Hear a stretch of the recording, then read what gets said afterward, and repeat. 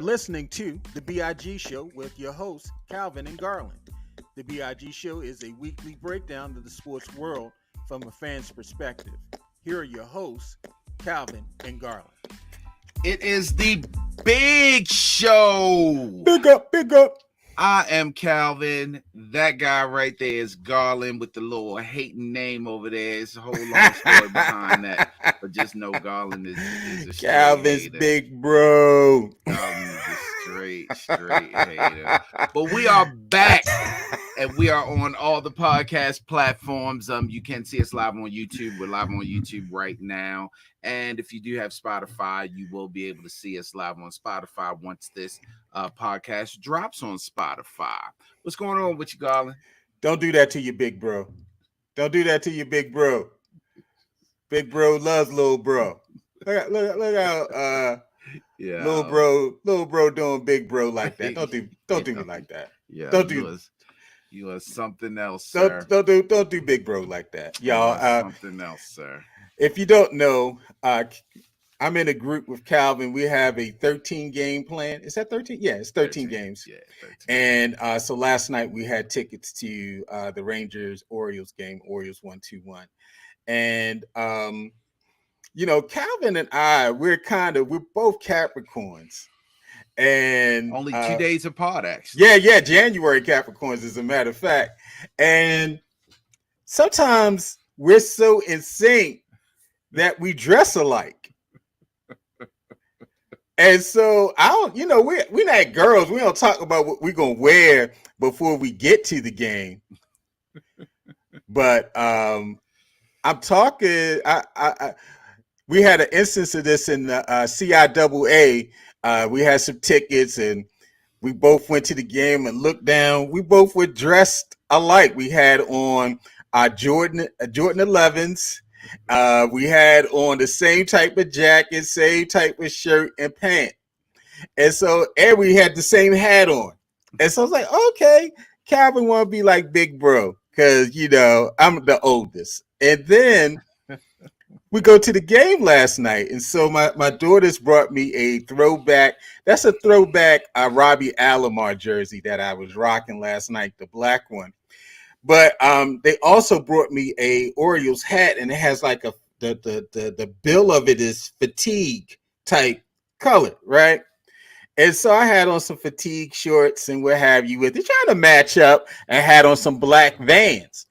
And so Calvin gets there. Calvin has on fatigue shorts, but he has an orange Oriole jersey on. And you had your City Connect hat on. And so Calvin says to me, man, I almost wore my black Vans. That close. So we would have been matching in terms of shoes and pant. We didn't match on hat, but we both had on jerseys. And so, Calvin had the orange Oriole jersey on, which is sweet. He has a nice one. And he had on some very nice Nikes. And so, he's trying to emulate Big Bro. And so that's why today I'm Calvin's Big Bro. I'm not even, you know what?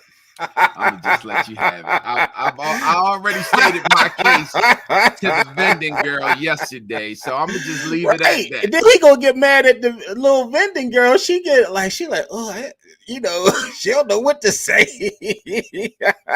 Oh, ugly self. That's why she was funny looking anyway. Yeah. Calvin's Big Bro. So here we are, yo. Big Bro, little bro.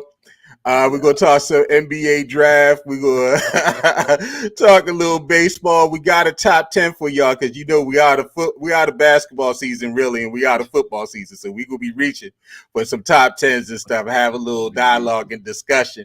And then we're going to close with a little come on, yo. And so let's go ahead and go back to the NBA draft. This has pretty much been dominating the news the last couple of days. The first and second rounds of the NBA draft took place on Wednesday and Thursday of this week. And the first two players selected were from the country of France. The Atlanta Hawks, they selected Zachary Reicher with the number one pick. And the Washington Wizards selected Alex Sarr with the number 2 pick. This is the second year in a row that an American player from college was not selected with the top pick. And also, this is the second year in a row that 3 of the top 5 picks did not play collegiate basketball. And so we talked a little bit about this last year, but we're starting to see a trend. Does this signify that college basketball game is dead in terms of developing the top talent? Yeah, so we briefly hit on this when we were talking about the Olympic team, and I mentioned that the Mm-hmm. 92 team actually got the world more interested in basketball, and now we're starting to see the products of that. Yeah, so ever since, man, we could go back to what's his name? Remember Sabonis that played with the Yeah, Portland yeah, he Trail played with, Blazers? yeah. Mm-hmm. We can go back to him. We can go back to Vlade Divac when and this was before the 92 Olympic team when these guys were starting to come around. But then you start getting into the Dirk Nowitzkis. And then ever since Nowitzki, Steve Nash, who's actually from Canada, I guess Canadian. they don't really consider that over the seas, but these guys Right. won MVPs of the league. But Mm-hmm. now, in the 2010, you got Jokic, you got Luca. Giannis, you got Luca.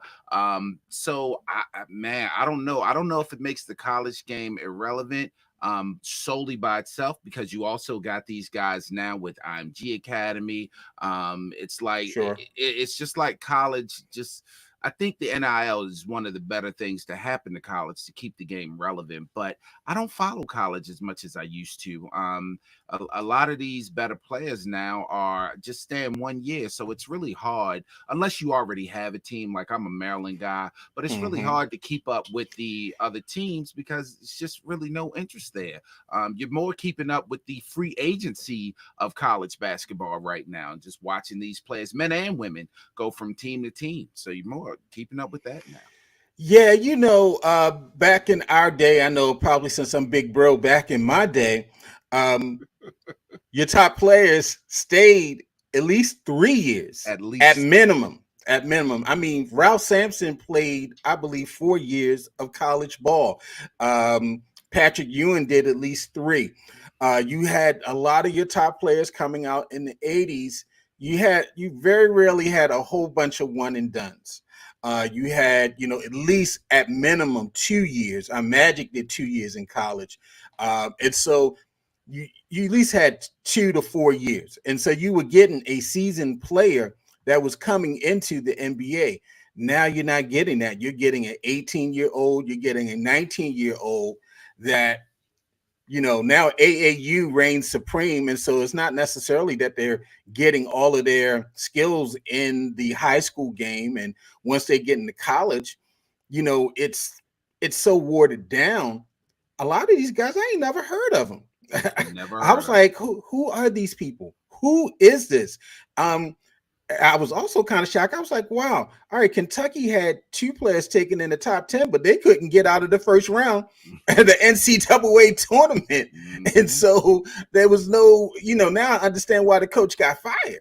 And because, he has these top players, but he couldn't get anything out of them, but they both were top 10 picks.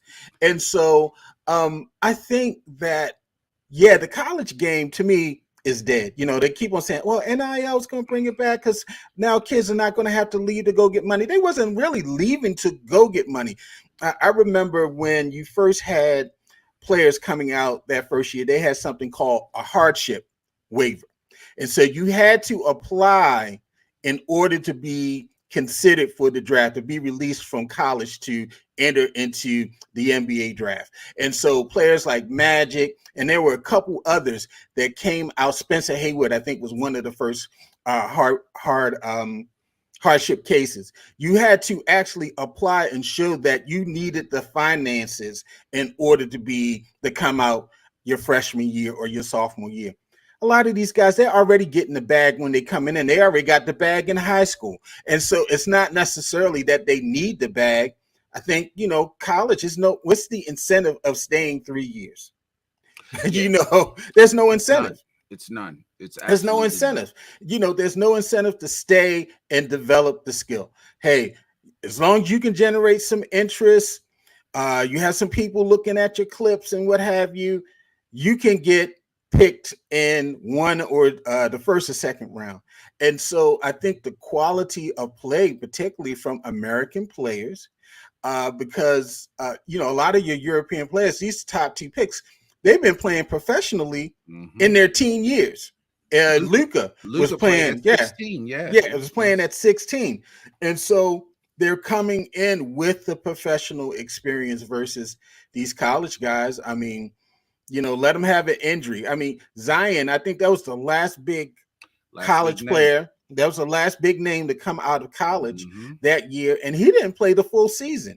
I remember Kyrie didn't play a full season. So sometimes you got these top players, they're there, but they're not necessarily playing a full season either. And so I think, now that the game is global, we're seeing more and more players coming from overseas, more and more players coming from these elite leagues. G League at night was in the top. Another player, I never heard of him. He was in the top 5. And so, I think for me, and I don't know who's watching the games. You're right. The biggest right, go ahead. The biggest name in this draft was Bronny James, and he wasn't a first round pick.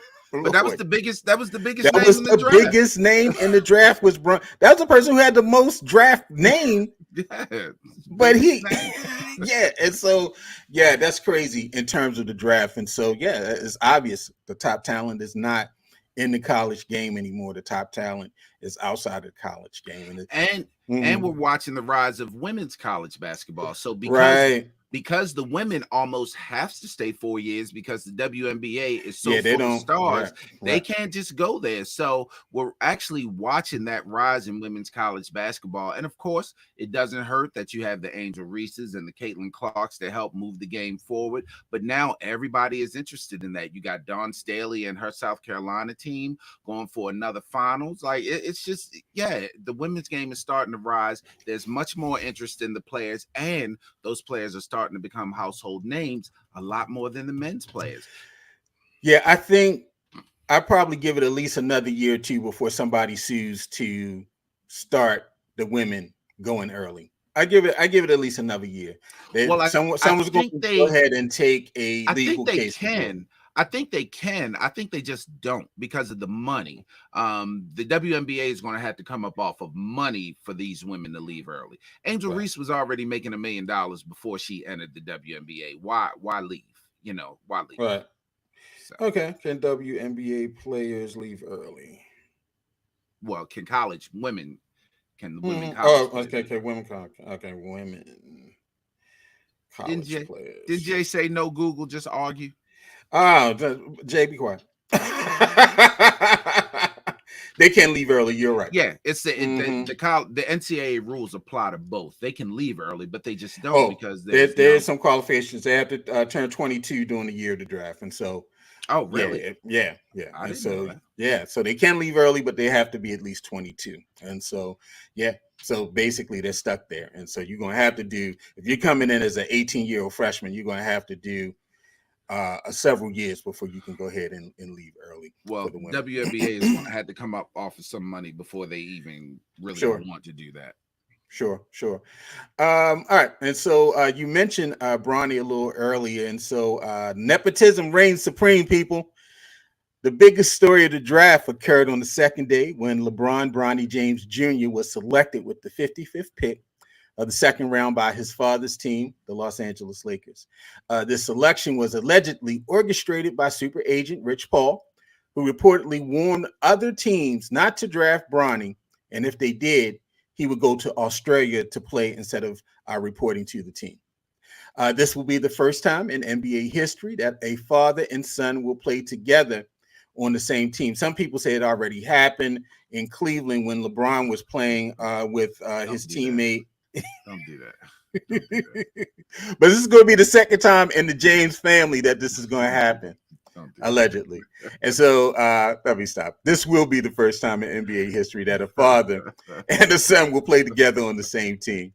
LeBron intends to opt out of the final year of his contract with the Lakers, and his contract is worth $51.4 million for the next season, and work out a new deal with the team. And so, first, let's just go ahead and have this talk about nepotism, because this has kind of been the dialogue over the last several days. People really split. I think it's 50-50. You have a lot of people who are in favor of it. Hey, nepotism is happening across this country. Take a look at these rosters and these organizations where it's nepotism up and down the structure. And then there are others that's like, nepotism is horrible because it eliminates people from getting a fair chance and fair opportunity. And so I'm evenly split on this idea of nepotism. I mean, I'm positive that Bronny James got picked. He got selected because his last name is James. No, because his whole name is LeBron James Jr. They picked this because LeBron James Sr. has the team over a barrel. Pretty much, basically, they need LeBron back. He's the star attraction of that team. They cannot count on AD to lead that team to the playoffs, or much less the playoffs or the championship. With LeBron, they always have a chance to get deep into the playoffs and possibly get to a championship. They just hired LeBron's good podcast friend, JJ Redick. So it's a brand new coach with no coaching experience. To me, this was just a mastermind. I don't want to say LeBron is evil, him and Rich Paul, but they planned this out, Calvin. They planned this out. This was hatched. This had to be hatched at least 5 years ago. Because one, we already knew LeBron, he was not signing long-term contracts. He was signing 3-4-year contracts, or 4-year contracts with an option year. So that gave him the flexibility to move when he wanted to move. Also, it put pressure on the team to excel, because when LeBron gets there, you got to win now. He has unprecedented roster control. He gets the players in who are mostly Rich Paul represented players, and he's a certified coach killer. And so he tried to take out Spoelstra, but luckily Spoelstra had Pat Riley behind him, but he made a run. He made an attempt. He shot. When you come at the Kings, you best not miss. He missed on that one, but he went back to Cleveland. He got that coach out of there, Black. Then he went to LA. He got Luke Walton out the paint. Then he got the other coach that won the fake championship, Frank, what's his face, that just got fired by the Suns. He got him out the paint. And then he got Darvin Ham out the paint. And so let's deal with the nepotism. What's your thoughts on this? And y'all, I have been threatened. I was threatened in a chat line yesterday. So I'm going to step back because I'm going to be ducking, because I'm expecting some shots to come at me. All right. So, Cal. Listen, first of all, let's say this. Let's start by saying this. It's no secret that LeBron wanted to play with his son. Ever since he joined the Lakers, he talked about that. It's been talked about. So you are absolutely correct. This has been crafted over some years. So this was always the plan. The coach is just collateral damage on that. So the coaches are just collateral damage. But let's talk about nepotism. And this is where I told Garland and our little crew that I can't wait to get at them, because one of the guys was like, yeah, it's cool. The other one came around and was like, it's cool. But this is what I don't understand about dads, and we are all dads. What is so wrong about LeBron James setting his son up to come play with him? We all want our children. We would love for our children to join us in our place of employment. One of our crew members, I told him yesterday, I was like, you got your own business. You would love for your son, one of your sons, to come and it'd be called Walls and Son. You would love for that. Look at legacy. Let's talk about legacy admissions in college. Sure. Why wouldn't fraternities, sororities? Exactly. Mm-hmm. Why wouldn't you want to bring up your offspring and make life easier for them and give them all the opportunities? Anyone that's talking against nepotism is really a straight out flat hater. And I'm not trying to hit either way, because if you're on one side, and let me go political with you, a lot of these Trumpers are getting on LeBron James because they're like, oh, he just bringing his son in there. Trump brought every offspring he had in the government with him. He brought all of them except the autistic one.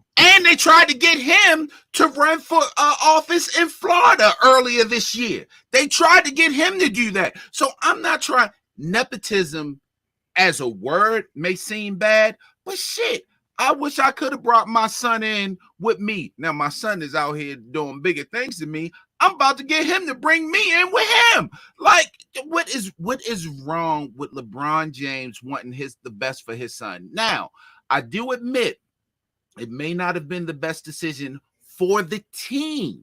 Mm-hmm. But when we're just talking about nepotism, there's absolutely nothing that LeBron did wrong. And he's the number 55 pick. Had he been the number 17 pick, you jump all over that because you're like Lakers. Y'all didn't do much last year, and you're going to take the 17th pick in the draft and pick him. But if he wasn't the number 55 pick, tell me who would have been the 55 pick. You would have to look it up because you don't know. Because don't nobody know. I don't care that he only averaged 4 points here, but this guy averaged 15 points there. You ain't know nothing about the other guy anyway. So if you got your choice between your son and somebody else, it's your son all day long. Go nepotism. Go nepotism. I have no problem with that. So that's the shot that I was throwing at y'all because y'all were killing me with that whole LeBron got his son. Now I agree with you that I LeBron didn't say runs that. the team. I agree with you that LeBron runs the team. Runs that team. I don't have no qualms with that. Coaches are collateral damage. I ain't got no qualms with that. You right about that. But hell yeah, bring your son on the team. And as the number 55 pick, if you know what, if it was Smush Parker's son being picked at number 55, y'all wouldn't say nothing. Y'all be like, damn, Smush Parker got another bum, so now it's two bums on the team. Y'all wouldn't say nothing. You'd have been like, I ain't know Smush Parker had a son to play ball. Ish Smith. I ain't know Ish Smith had a son that played ball. But yeah, man, it's absolutely nothing wrong with LeBron. He's front and center, so of course it's going to come with the criticism. Bronny's going to get the criticism, and they've been getting it. But there's absolutely nothing wrong with it. Let's even the sportscasters that are talking about it. I mean, you had Dick Shapp, Jeremy Shapp. You know, you got Calvin. It's all over the place. Everywhere. It's all over the place. Everywhere. Yeah, you know, you're right. And I'm not going to do this because sometimes we get caught up when we're talking about this in terms of race. Well, the white man doing it, why can't the black man do it? To me, that's not the conversation. To me, it's not a race thing.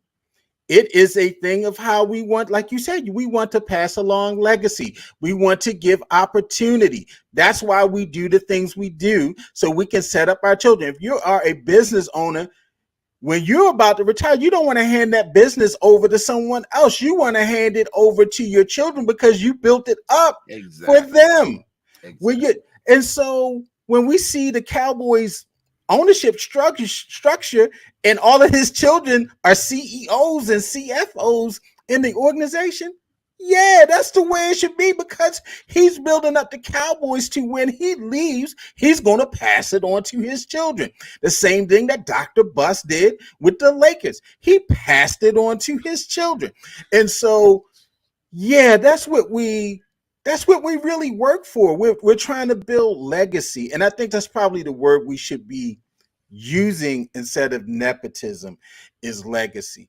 Now, trust me, the Lakers, they probably would have took him at 17 if he averaged 10 points a game.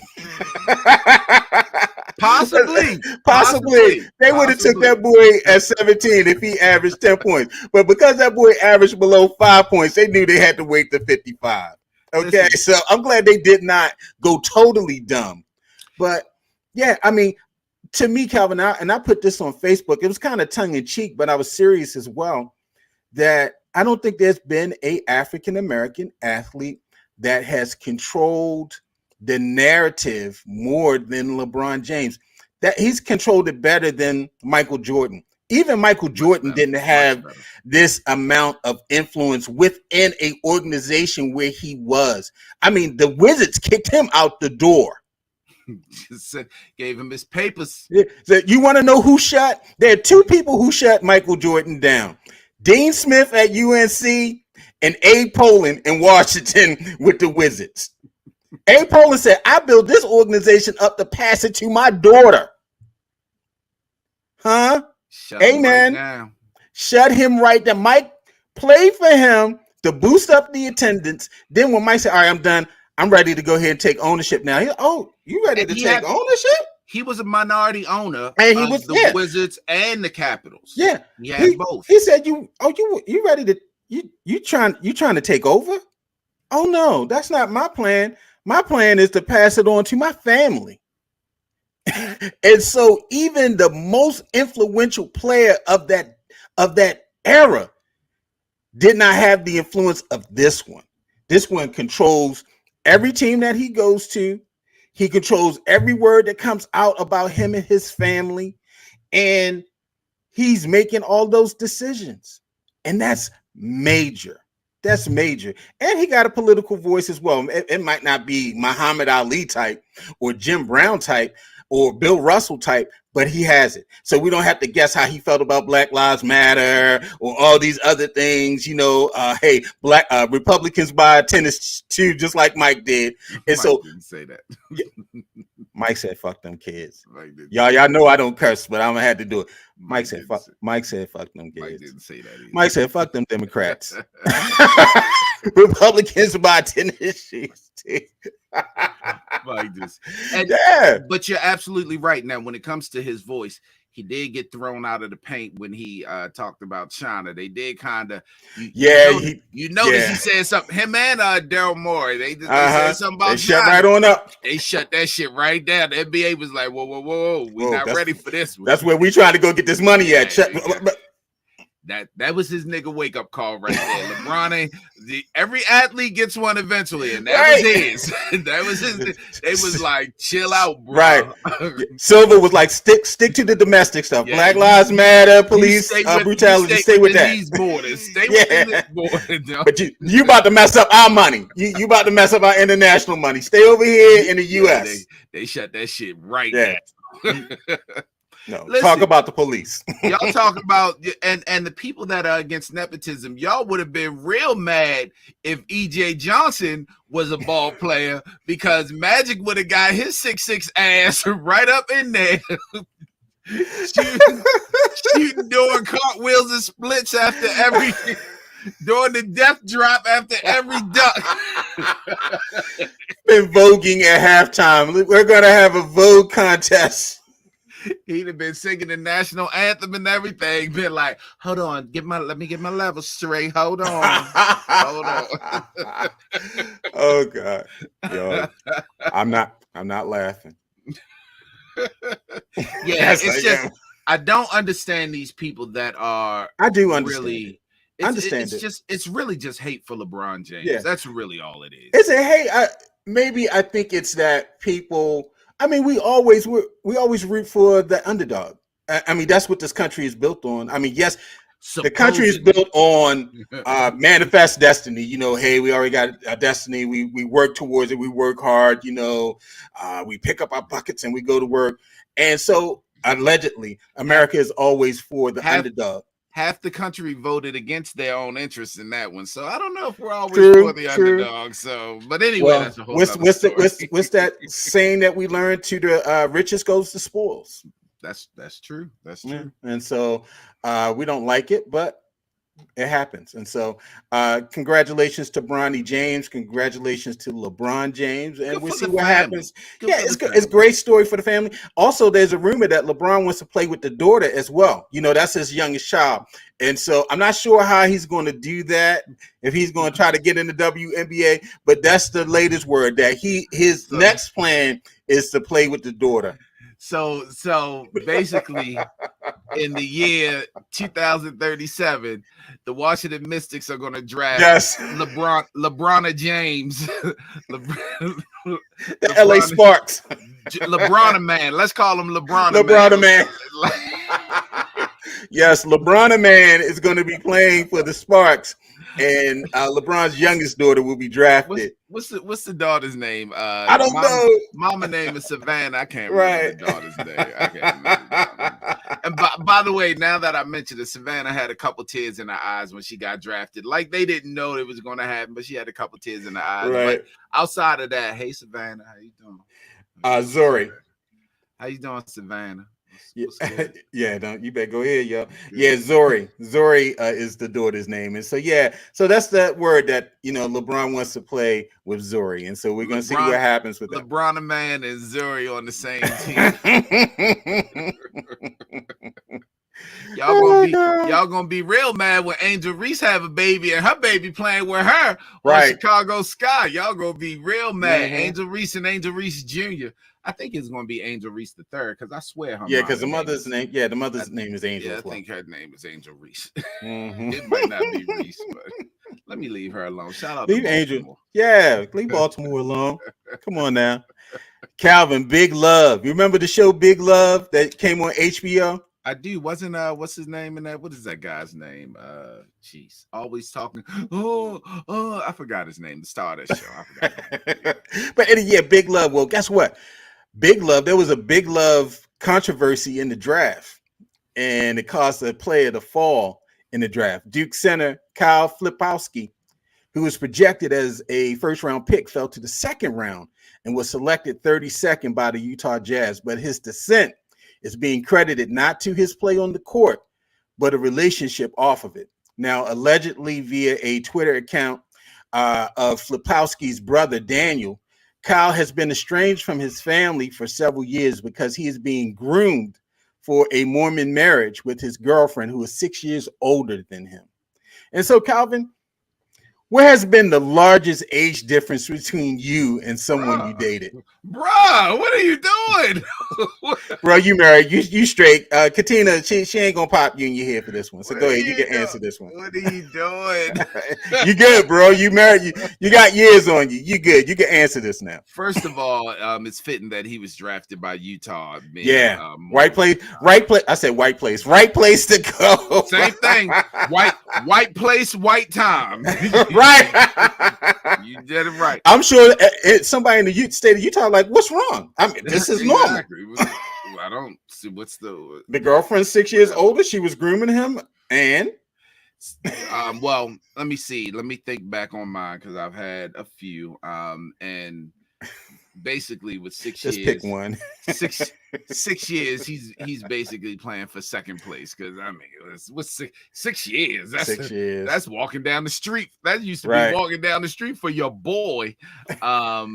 I've had, let's see, the oldest I've had, 10 years. Yeah, I think I've had 10 years. Yeah, I was gonna say that too. I was the youngest. I was being groomed in the relationship. I was 9 years younger, and so yeah, I was being groomed. I thought I was doing the grooming, but nah, I was being groomed, and so and mine were not in high school. So yeah, I was in the high school. I was of age. I was of age. Yeah, I was an adult. I was over 18, so there was no there's no charges that should have been pending against anyone in my case. And I think maybe I've only been a year or maybe 2 years older than anyone that I was dating where I was the oldest person, but I've never had as someone younger than 5 years.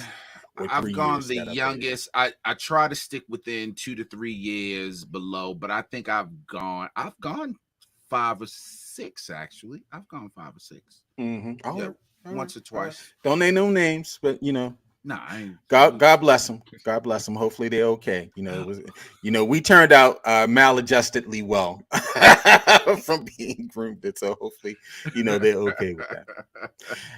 Hey everybody, we got a new segment on the show. It's called Hell Yeah or Hell Nah, and so this is Hell Yeah or Hell Nah, NBA free agency style. And so Calvin, Klay Thompson. Does he resign with the Warriors? Hell yeah or hell nah? He wants to, but hell no. Nah. The Warriors ain't re-signing him. They moving on. They sticking with Draymond and Steph.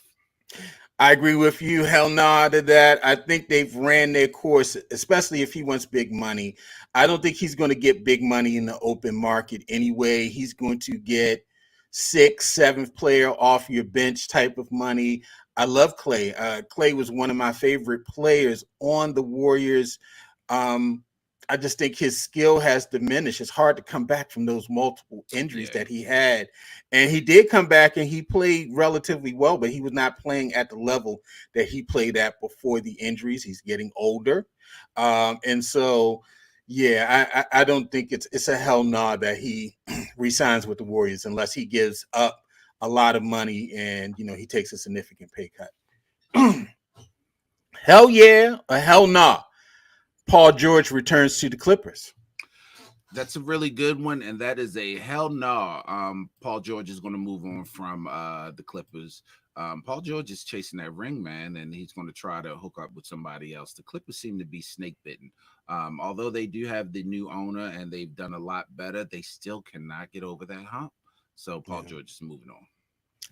There's been rumors that George is going to end up, or that the Warriors are going to make a serious run at him. He's supposed to declare his free agency by 6 o'clock today. If he doesn't opt into his deal with the Clippers for one more year, then he'll be officially on the market. And so there's a thought that the Warriors will make a play at him. I was seeing something the other day. They were like, should the Warriors go after Clay or should they go after George? Most people were leaning towards George. I agree with that as well. I think George with Steph and with Draymond, they had a good little young nucleus that they were working with last year, and they won 46 games and they were in the play-in. If they were in the East, they would have been like a fourth or fifth seed. And so the West is stacked, and they're going to need something to get them a little higher.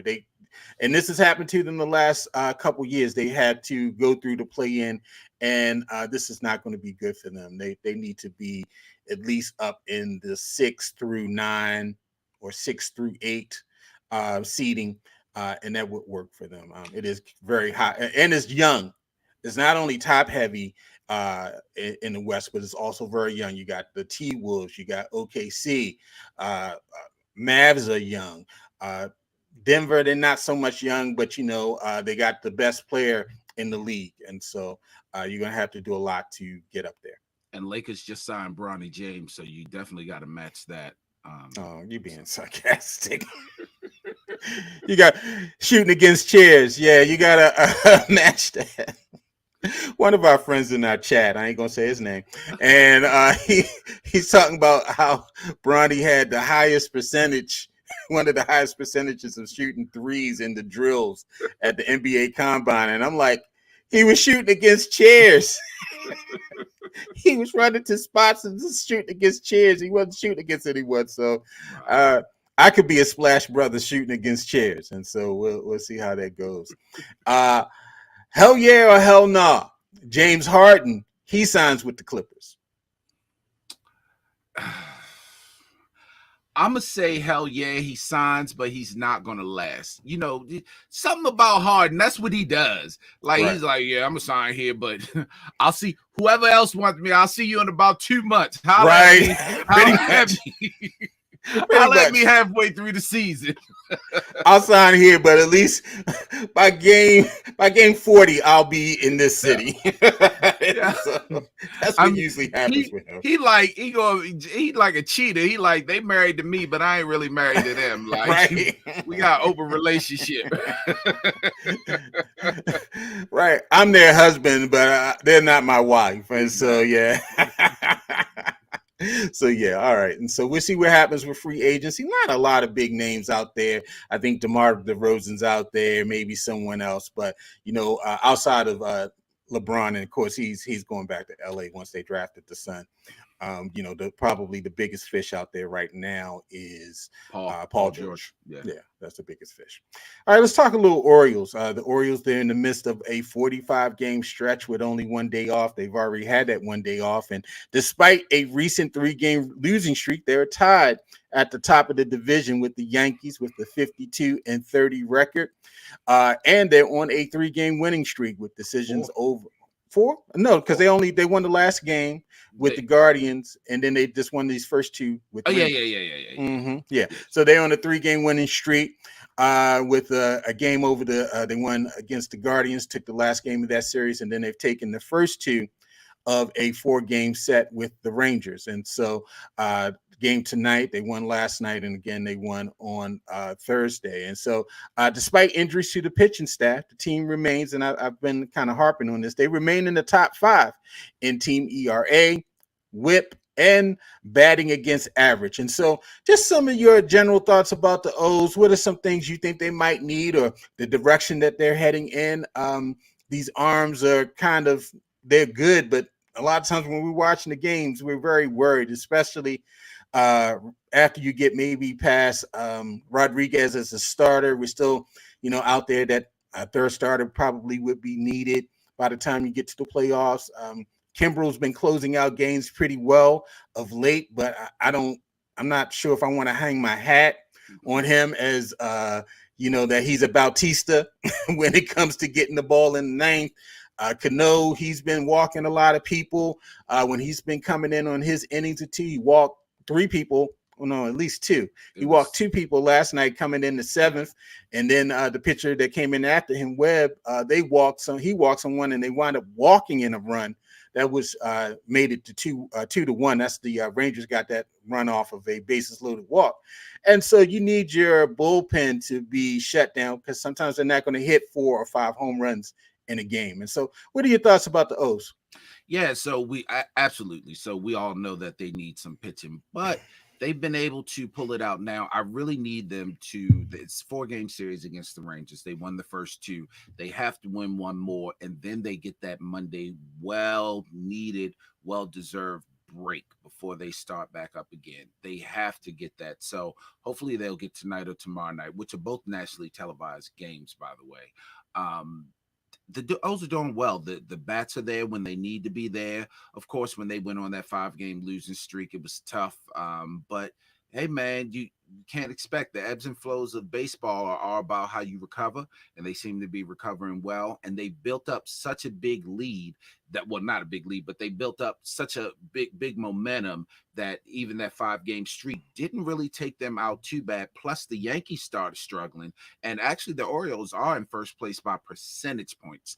We've won what? We played them 7 games. We've won 6 of them, or exactly. no, 5 of them at least. Exactly. So yeah, man. Still happy about the O's. Nothing bad to say about them. We get out there and we talk about each person. We need to talk bad about Colton Cowser again, so he can hit his 3rd home run in 3 days tonight. So, but no, Orioles doing well. As you can see, we're always donned in our O's gear. Let's go O's. Let's go O's. All right. Now to our top 10. In honor of the Bronnies, LeBron Sr. and Bron Jr., we wanted to talk about our top 10 father and son duos, real and fake. And so, there's been, father and son duos that are sports related in movies, TV shows, and in real life. And so we wanted to kind of share some of our top 10 father-son duos. And so I'll start off, and I'll start off with the fake one. Zeke and Quincy McCall, loving basketball. Now, Zeke had been out on the road with the Clippers. He wasn't as good as Magic, but, he had a little run in the league on the Clippers. And, he saw his son Quincy has some skill and ability. And, he wants to guide his career. But, Zeke is trying to get on in the league. He's trying to get as his wife said, a bullshit coaching job so she can stay in Gucci and gold. But come to turn out, he got swept up just like Magic and the other ones did. There's 20 of them at least waiting at the hotel when you get there. And then there's 10 that's strong enough to get to your room that's on your floor. And then there's a couple at your door. And Zeke, he couldn't deny the skins. And he fell in, and Quincy forever broke his heart. And Quincy started spiraling out. He treated Monica bad and all that stuff before he had to come to himself. But Zeke McCall, he was a role model, but he got defeated by what a lot of men get defeated by, the good power you. So I'm gonna give a fake one. Now I kind of stretch mine a little bit. I didn't quite stick to sports on my fantasy one, but I'm gonna make this sports related. My first one in the most popular sport in the galaxy far, far away of fencing, I got Anakin and Luke Skywalker, otherwise known as the Jedis. They both were Jedis. Yeah, they were both Jedis. Darth Vader and Luke Skywalker. Listen, let me tell you something about this duo. Luke and Anakin. Luke went all his life and didn't even know who his real daddy was. Right. Until Ben found him and hooked him up with Yoda. And they was like, yo, basically, we want you because you a Jedi. You don't know it, but you a Jedi. Right. You got it in your blood. We know your daddy. We know who your daddy is. Your daddy is the man. And come to find out that his daddy was fighting him, cut off his hand, and was like, I am your father. You want to fight your daddy? You want to fight your daddy? Luke and Anakin Skywalker are my first father and son duo. There's this comedian that comes on. He does a lot of Facebook clips and TikTok clips. His name is Slink Johnson. He did this show, Black Jesus. It was on Comedy Central. And he has a hilarious TikTok thing that he does. It's called Niggas Know Your Mama. And Yoda and Ben, they like, nigga, we know your daddy. We know what's in you. We know. Trust me. The reason why your daddy face burned up is because of me. I know your daddy. Okay. Yeah, all right, that's a good one. I like that one. All right, I'm gonna do a real one. Jimmy Walker, not JJ, Jimmy Walker and Jalen Rose. Nice. Now, most of us, you may have heard the backstory of Jalen Rose. Jalen Rose's father played in the NBA. As a matter of fact, I think he made several all-star teams. He played for the Detroit Pistons, but he was an absentee father in the life of his son, Jalen Rose. And as a matter of fact, Jalen Rose wore the number 42 in college because his father's number was 24 on the Pistons. And so he had, this was his chip on the shoulder of getting to the league and taking care of his family because the father was not there. I believe him and the father have broken through. They're not estranged anymore.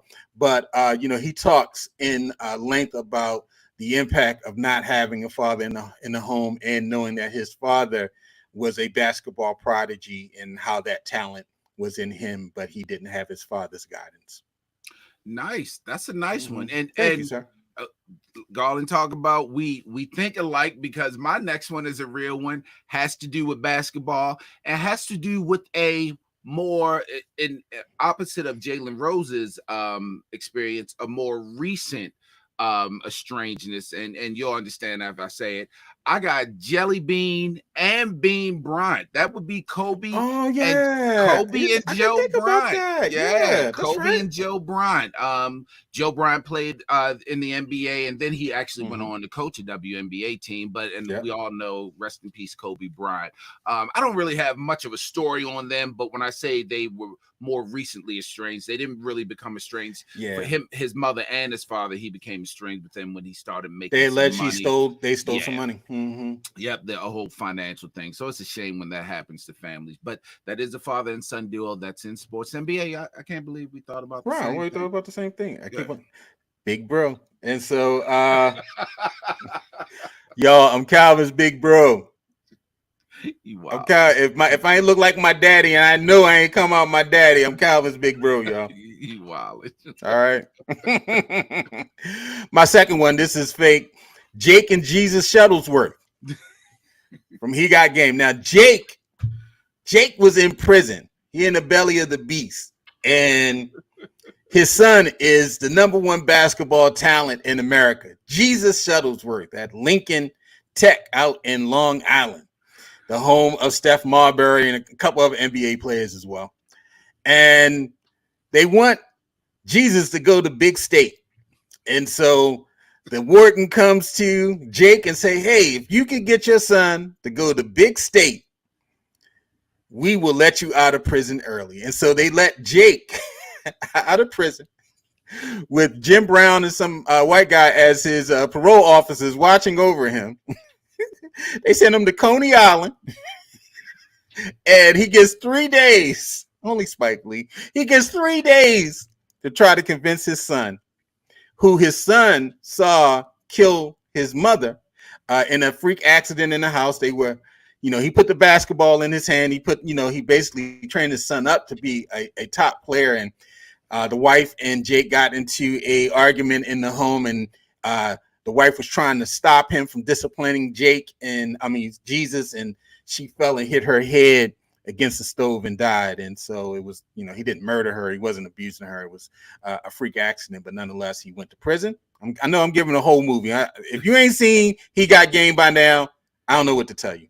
And so great movie. Denzel Washington, and also Ray Allen, who we call. It's difficult to call him Ray Allen now because we all call him Jesus Shuttlesworth. Mm-hmm. And so if you haven't seen him, He Got Game. Great soundtrack, probably the last great album from Public Enemy as well. Watch it. I'll go with another fake one. And mine is also a movie, and mine is also a black father and son. And that would be the Creeds, Apollo and Adonis Creed. Snap. Yeah. In the fake Rocky universe, in the sport of boxing. Yes. Now, Apollo didn't actually get to see his son Adonis box because, of course, he got killed by Drago prior to him being able to watch him box. But, Adonis has taken that chip on his shoulder and been beating the shit out of everybody since then. His latest beatdown was against my guy. What's his name now? What's his name? Jonathan Majors. I forgot his name. Yeah, Jonathan Majors. That was his latest beatdown. Jonathan Majors also came out of jail and had a chip against his shoulder against Adonis because he was supposed to. I'm supposed to be the man. This all you. This is all you, Donnie. This how you living? Stop running from me, Donnie. Apollo and Adonis Creed. Donnie, he learned that sign language for that fine white. He's like, yeah, I'm gonna beat him up. Don't do. Bro, you was just talking about EJ earlier. Go ahead, leave me alone. You gonna stop? She fine. All right. She is. Did you see her in Ragnarok and Marvel in the? I that's the only Marvel joint I have not seen. Watch. Yeah. Watch her in Ragnarok. Yeah. She was dating. Oh my God, what's her name? Janelle Monáe. Yeah, Janelle Monáe. Yeah, that's right. She was dating Janelle Monáe. All right, so here's a real one. Cecil and Prince Fielder. Nice. Yes. Nice. Cecil and Prince Fielder, both power hitters. As a matter of fact, they both played for the Tigers at one point. The Detroit Tigers in their career. Cecil was a big home run hitter, and I think he ate his way out the league. And so did Prince. Prince was a big left-handed. His father was a right-handed hitter, and Prince was a left-handed hitter and played first. And I think he might have won a championship with Detroit because he didn't start off with Detroit. I think he started off in Milwaukee. And so he won one when they had Alan Trammell. That was when Alan Trammell days. The father did. I'm talking about, I think Prince won one as well because, when Verlander. With Milwaukee. I know he played with Milwaukee and he played with Dallas as well. And I think Detroit as well. And I think he was on the team when they had Verlander and Scherzer, and they won the the World Series. Then I think they might have had. Oh my God, I forgot the Dominican guy who was also a big hitter as well. I'm looking. I'm sorry. I know we're not supposed to look at these things. I'm sorry, Jay. Please forgive me. But yeah, no, he didn't. You're right. I think by the time he was with the Brewers, no, he did finish with Detroit. And he won a World Series with them. With Detroit? Yes. Okay. Just as a player. He wasn't a major piece. All right. So nonetheless. All right. And so Cecil and Prince Fielder. Nice. I was jumping to baseball next. I might as well go ahead and jump to baseball. I actually had two in baseball, father and son combos. But I'm gonna go with the most famous, the most obvious, and that would be the Griffeys, Ken Jr. and Senior. They actually both played on the same team for, I think it was just the one season. Yeah, Seattle. Yeah, played on the same team. Ken Griffey Sr. was a good player, but legend is Ken Griffey Jr. To this day, Ken Griffey Jr. is still the kid, one of the only people one of two now to hit the Camden Yards warehouse, and that was in All-Star game home run. It wasn't the home run contest. I think it was the practice for the contest. He hit the warehouse at Camden Yards. So the Griffeys, Ken Jr. and Senior. All right. Let's go with a fictional one. Dennis and Ricky Jarrett from the TV show Ballers.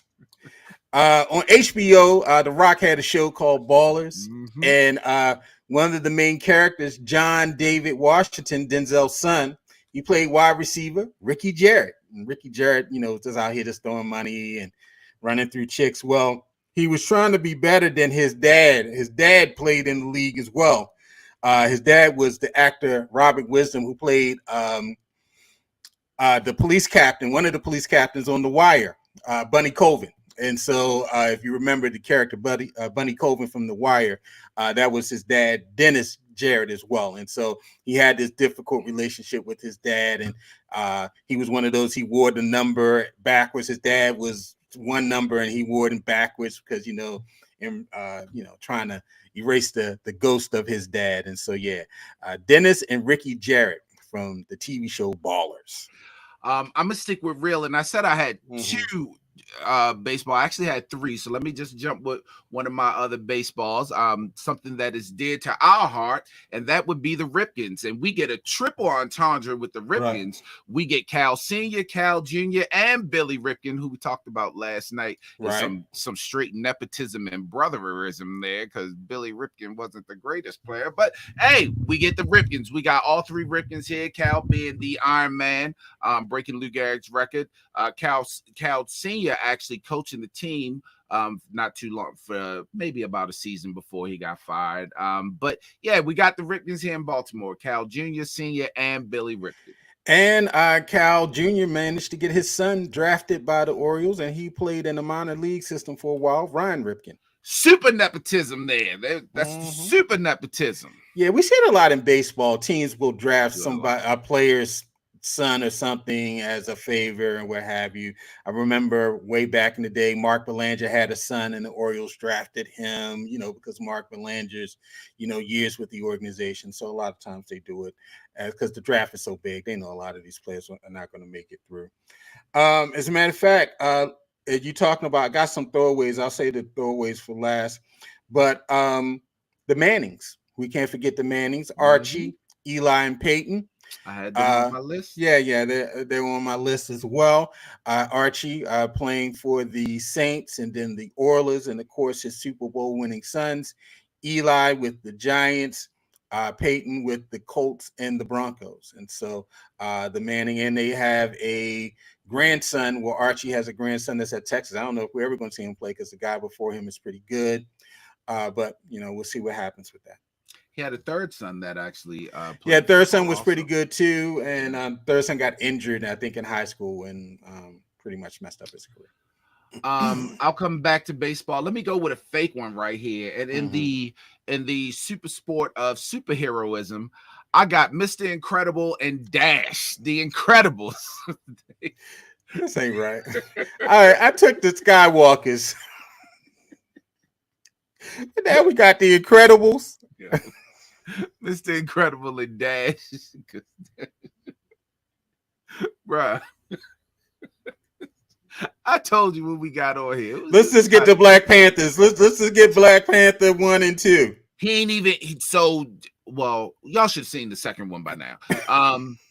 So he ain't become Black Panther yet. Remember, the sister's still Black Panther right now. So maybe in the third one, after she found the son. No, I'm talking about, his dad when he went to Oakland to get the brother. Oh, his father was Black Panther. I didn't think about the front.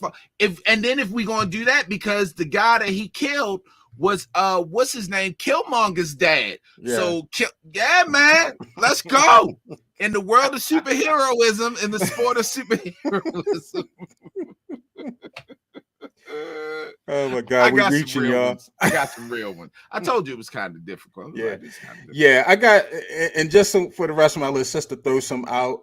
Vladimir Guerrero. That was my Vladimir third. Senior and Junior. That was my third baseball. Yep. Yep. And I got one. It's kind of it's obscure, but still happened. Don and Damon Buford. They both played for the Orioles in the outfield. Don Buford was on the legacy Oriole teams from 68 through 71, and so he played in 3 World Series, 69, 70, and 71 with the Orioles. I believe he was a left fielder and leadoff hitter. Damon played with the Orioles briefly, and I think he might have played for the White Sox as well. And Pete Rose Jr. I think Pete Rose Jr. actually was in the Orioles organization, minor leagues for several years, as a player as well. Oh man, what's the rest of yours? The rest of mine, and I didn't put this down, but I forgot. You said baseball was a lot. I forgot about the Alus. Right, we had the Alus there, but the rest of my list was actually I had a fake one. The Starks from Game of Thrones in the world of medievalism and the sport of medievalism. Oh goodness, Ned Starks, and you could get Ned Starks, but you actually can't take the main Stark son because he was actually a cousin. We found out he wasn't really Ned's son. But anyway, my real one remaining was the McCaffrey. Ed and Christian McCaffrey. Ed played for the Broncos as a wide receiver, and of course we know Christian McCaffrey is probably the best running back in the game right now. Definitely the most versatile running back in the game right now. I think Ed McCaffrey's father may have played in the league as well. Or he was I don't know if he was a track athlete or something. I'm gonna have to look that up. I know Christian McCaffrey. I know Ed McCaffrey and his wife were both. The wife was a college All-American. I don't know if it was volleyball or something like that. Ed McCaffrey also was a noted athlete in track and field in addition to football as well. So, they pass those genes along.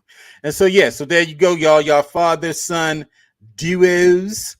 Hopefully you enjoyed that. And Anakin and Luke, they're the main ones. Yeah.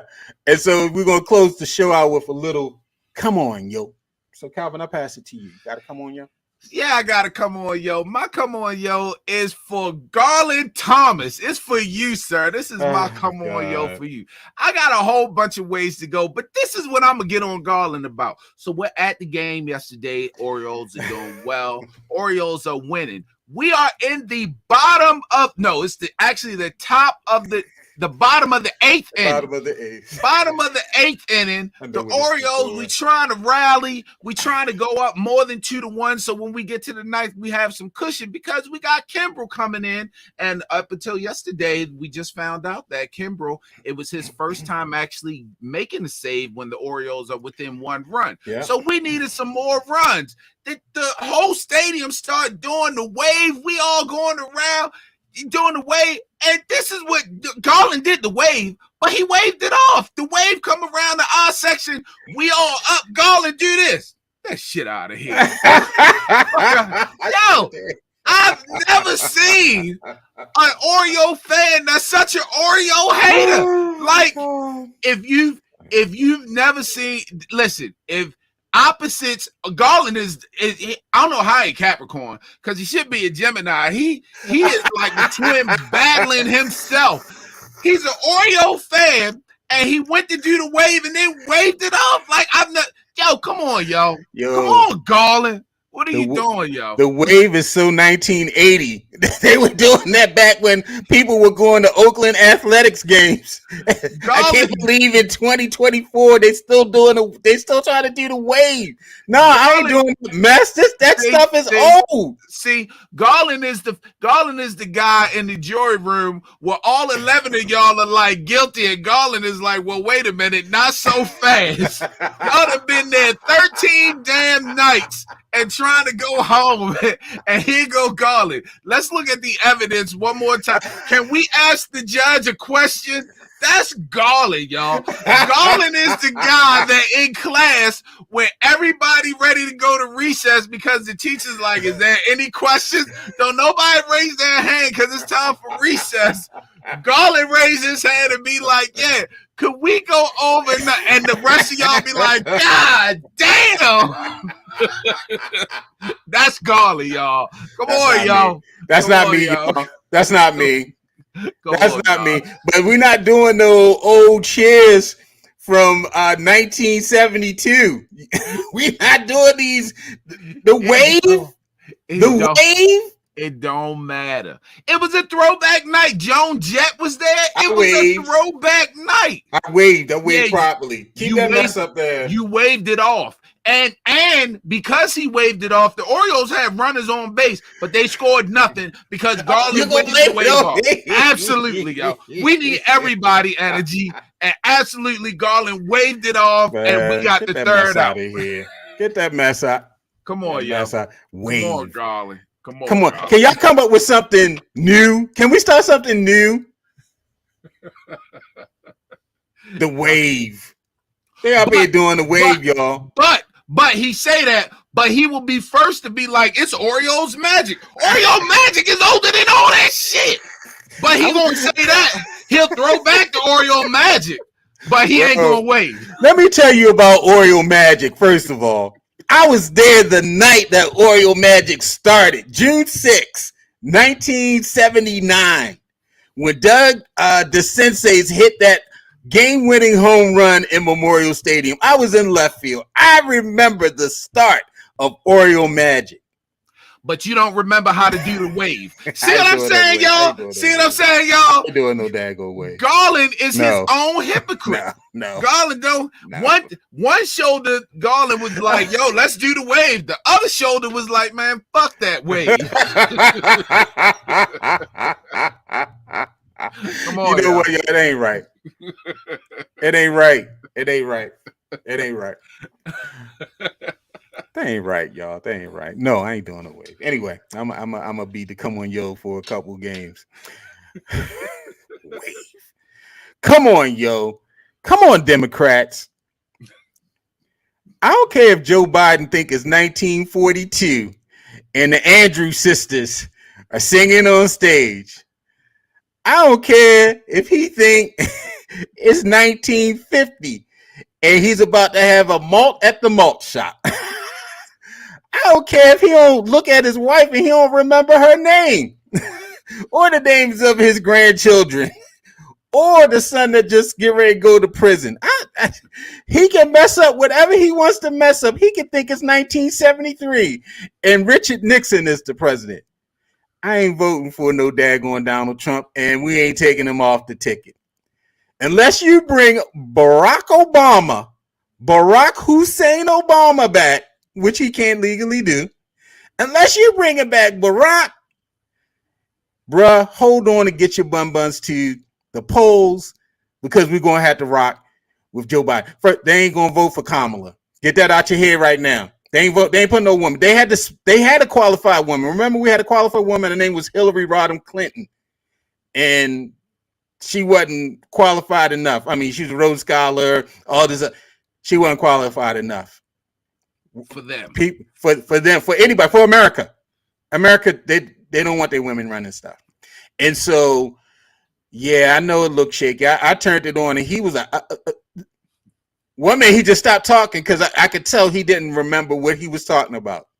He's about to they was like, so what do you think about the nuclear warheads that are going to Ukraine? And he was like, Twizzlers? He's like, what? We gave bubble yum to everyone back in the day. And so I know it didn't look good. It didn't. I looked, I was like, oh my God, whose idea? When I see him walking to the airplane, I already know he just woke up. I already know he old, y'all. That's why I had to keep on. My dad's old. My dad and Joe Biden are probably the same age. My dad is 85. My dad used to be real sharp. I mean, he could remember any baseball statistic. He could talk to you about world events and all that stuff. Not so much anymore. And he's moving a little slower. The gait's a little slower in terms of the walking. You got to kind of hold your hand on his elbow when he's going up and down steps and stuff. You just want to make sure he's okay. Because, older people are prone to fall. And sometimes my sister be like, your father, he act like him. I'm like, sis, dad old. We got to remember, dad is old. This is called old age. This is what happens when they get old.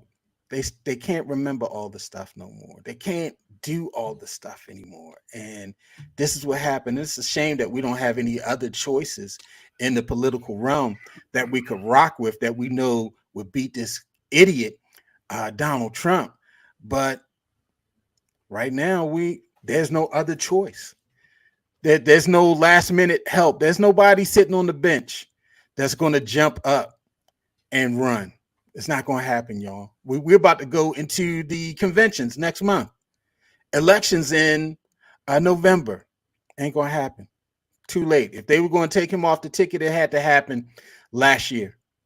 So you better gin up, get to the polls, because this is the best we got. And so come on, yo. Let's everybody slow down. You know the guy was old. You know he's a little shaky, and maybe they should have shot him up with a little B2 and gave him a couple Red Bulls or something before he went up there or something, Calvin. I don't know what's going on. They be Botoxing his face because his face looks stiff too. Look like he could barely talk.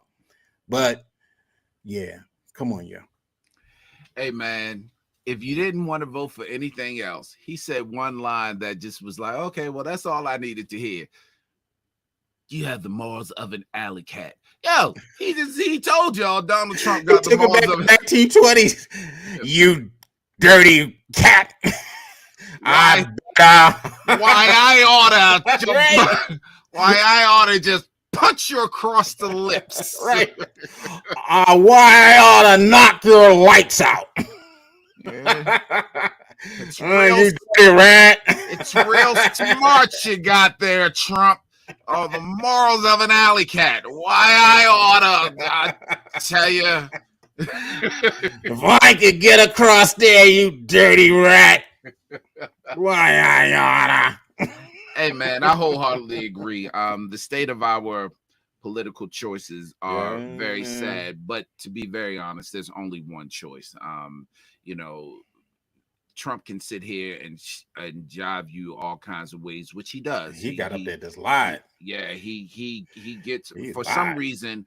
Most of the people in the country just do not feel like doing their research. I have no idea what it is, but there's really only one choice. You literally have to go with the guy that at least being mostly honest, because I don't believe any politician is fully honest. But I do believe that in this instance, Joe Biden is mostly honest, where Donald Trump is mostly bullshit. So that's just my opinion. So, but I agree, we got to get out to the polls. The only way to win is to get out to the polls, because they are going to get out to the polls to try to get Trump in for a second term. A convicted felon. Yeah, there are people out there that wholeheartedly believe all those lies he told. Mm-hmm. So. And will spew them to you as if they were the gospel. And then they when were you fact. when you ask them to can you back that up, they're just like they can't do it. So But PC now. Anyway, this is actually a Saturday. We haven't done this in 10 days because the last one we did was on a weekday. So we jumped to a Saturday. It's a Saturday afternoon. Hey, bro. So let me say this to you. We might have to do a special season finale of The Chi. A lot of people have been asking for it because something happened to one of the main characters, and we may just have to go. Now something happened to the main character. You spoiled it for me yesterday at the game. That should have been the come on, yo. That should have been the come on, yo. I did go watch it last night, and I saw I'm like, anyway, it's yeah. So I think we may just have to do a season finale of The Chi. I'm with it. I'm with it. There's somebody that's no longer with us. I'm with it.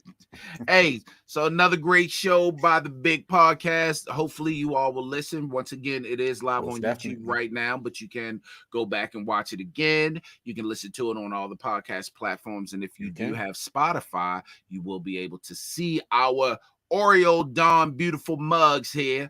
And with Garland thinking that he's somebody, but you know what? Let me just play the outro. We hope to see y'all again. All right, little bro, take it easy. Yeah, you something else. My little bro, Cal. You have been listening to the B.I.G. Show. Cussed out. Yeah, you did. Produced and written by Calvin Coates and Garland Thomas. All things Black production. Follow us on all of your podcast media All platforms. right, you're not little bro. I kick all that shit over that bitch. All right, Garland. I'll talk to you later, man. Peace, bro.